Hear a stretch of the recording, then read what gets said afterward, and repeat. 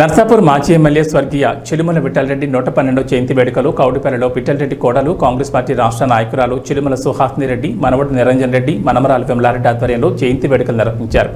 Kowdipally SBI bank ముందు విఠలరెడ్డి విగ్రహానికి పూలమాలలు వేసి ఘనంగా నివాళులర్పించారు.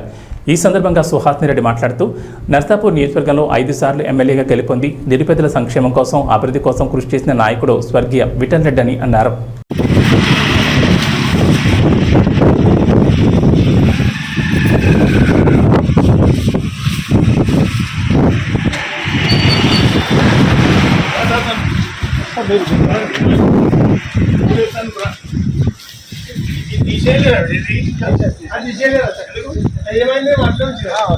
సంబంధం లేదు.